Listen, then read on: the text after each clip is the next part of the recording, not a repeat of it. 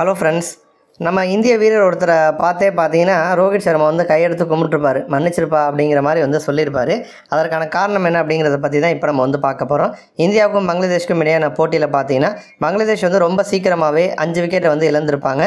ஒரு T20 விட மோசமாக வந்து பங்களாதேஷ் வந்து ஆடிட்டுருக்காங்க அப்படின்னு தான் வந்து சொல்லணும். அந்த டீமில் முதல் 5 விக்கெட்டுக்குள்ளே பார்த்தீங்க அப்படின்னா ஒரு 3 வீரர்கள் வந்து டக் அவுட் வந்து ஆயிருப்பாங்க. இந்திய தரப்புலேயும் எடுத்துக்கிட்டப்ப ஃபாஸ்ட் பவுலிங்க்கும் விக்கெட் கிடச்சிருக்கும், ஸ்பின்னர்ஸ்க்கும் விக்கெட் கிடச்சிருக்கும். முதல் 5 விக்கெட் வந்து அந்த அணி 35 ரன் எடுத்திருந்தப்ப விழுந்துருச்சு. அப்போ வந்து டோட்டலாக வந்து காலி ஒரு 50-60 கூட அடிக்க மாட்டாங்க அப்படின்னு எதிர்பார்த்தப்ப ஓரளவு தடுமாறி வந்து அடித்து ஒரு 2 பேர் வந்து பார்ட்னர்ஷிப் போட்டு டவ்ஹீட் ஹிரிடாய் மற்றும் ஜாக்கர் அலி இவங்க 2 பேரும் வந்து ஓரளவுக்கு 20+ ரன்கள் வந்து சேர்த்து மேட்சை பார்த்தீங்கன்னா அடுத்த கட்டத்துக்கு வந்து கொண்டு போனாங்க. ஒரு 80+க்கு மேலே வந்து 20 ஓவரில் பார்த்தீங்கன்னா பங்களாதேஷ் வந்து அடிச்சிருப்பாங்க. இப்போ இந்த கேமில் பார்த்தீங்க அப்படின்னா ஷமி வந்து 2 விக்கெட் வந்து கைப்பற்றியிருக்கார். முதல்ல அவர் போட்ட 4 ஓவர்லேயே 2 விக்கெட் அவருக்கு வந்து விழுந்திருக்கும். அதிலே வந்து பவர் பிளேயில் வந்து அதிக விக்கெட் எடுத்ததில் இப்போ ஷமி பார்த்தீங்கன்னா அந்த ஒரு சாதனை பட்டியலில் வந்து இணைஞ்சிருக்கார் அப்படின்னு வந்து சொல்லணும். அதாவது 2015 இப்போ வரைக்கும் பார்த்தீங்க அப்படின்னா வேர்ல்டு கப்பு, சாம்பியன் ட்ராஃபி இந்த மாதிரி ICC தொடர்களில் பவர் பிளேயில் அதிக விக்கெட்ஸ் எடுத்தது அப்படின்னு பார்க்குறப்ப டாப்பில் பார்த்தீங்கன்னா ட்ரெண்ட் போல்ட் வந்து இருக்கார். அவர் வந்து 26 விக்கெட்ஸ் வந்து கைப்பற்றியிருக்காரு.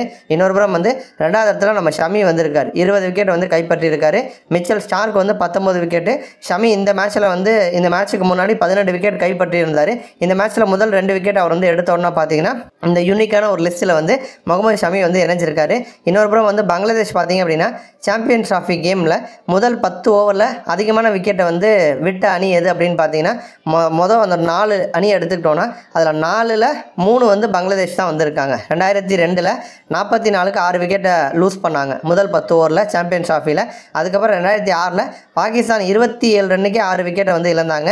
அதுக்கப்புறம் திரும்பவும் பங்களாதேஷ் பார்த்தீங்கன்னா 2004 26க்கு 5 விக்கெட் இழந்தாங்க. இப்போ இந்த கேம் நம்ம இந்தியாவுக்கு அகேன்ஸ்டாக பார்த்தீங்கன்னா 39 ரன்னுக்கு வந்து 5 விக்கெட்டை வந்து இழந்திருக்காங்க. ஸோ வந்து தொடர்ந்து பங்களாதேஷ் வந்து போரான ஒரு பர்ஃபார்மன்ஸ் வந்து கொடுத்துட்ருக்காங்க. இதில் நம்ம அக்சர் பட்டேலுக்கு பார்த்தீங்க அப்படின்னா ஹேட்ரிக் விக்கெட் எடுப்பதற்கான ஒரு வாய்ப்பு வந்து கிடச்சிதுங்க. செம்ம ஓவர். அந்த ஓவர் 9வது ஓவர் வந்து அக்சர் பட்டேல் வந்து போட்டிருப்பாரு. அந்த ஓவரில் வந்து முதல் பந்தில் பார்த்தீங்கன்னா டான்சி டாசன் வந்து ரன் எதுவும் எடுக்காமல் இருந்திருப்பார். 2வது பந்தில் பார்த்தீங்கன்னா அவர் வந்து அவுட் ஆகிருப்பார். 3வது பந்தில் வந்து முஸ்ஃபிகுர் ரஹீம் உள்ளே வந்திருப்பார். அவர் வந்து இப்போதைக்கு இருக்க பிளேயர்ஸில் கொஞ்சம் எக்ஸ்பீரியன்ஸான பிளேயரு. அவரும் பார்த்தீங்கன்னா வந்து அவுட்டு. அப்போ பேக் டு பேக் வந்து 2 விக்கெட் வந்து அக்சர் பட்டேலுக்கு வந்து கிடச்சிது. 4வது பந்தில் வந்து ஜாக்கர் அலி வந்து ஃபேஸ் பண்ணியிருப்பார். பால் நேராக ரோஹித் கைக்கே வந்து போணுச்சு. இந்த கைக்கு போன ஒரு பாலை வந்து ரோஹித் சர்மா வந்து அப்படியே மிஸ் பண்ணிட்டாருங்க. செம்மையான ஒரு கேட்ச். இது வந்து ட்ரை கேட்ச்லாம் கிடையாது, ரொம்ப ரொம்ப ரொம்ப ஈஸியான ஒரு கேட்ச். ஆனால் அந்த கேட்சை வந்து ரோஹித் சர்மா வந்து மிஸ் பண்ணியிருப்பார். கேட்சை வந்து மிஸ் பண்ணோன்னா பார்த்தீங்கன்னா தரையை வேகமாக வந்து கையால் அடித்து தன்னோட கோவத்தை வெளிப்படுத்தியிருப்பார்.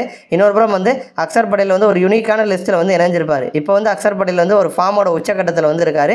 அப்படி இருக்கிறப்ப அக்சர் பட்டேல் வந்து இந்த ஹேட்ரிக் எடுத்தார் அப்படின்னா இன்னும் அவருக்கு தொடர்ந்து வாய்ப்பு வந்து கொடுப்பாங்க. அவரும் அடுத்த கட்டத்துக்கு வந்து போகலாம். ஆனால் அந்த வாய்ப்பு வந்து ரோஹிட்டால் வந்து மிஸ் ஆயிடுச்சு. உடனே கையெடுத்து கும்பிட்டு அக்சர் கிட்ட பார்த்தீங்கன்னா கிரவுண்ட்லேயே வந்து ரோஹித் சர்மா வந்து மன்னிப்பு கேட்டிருப்பார். நன்றி.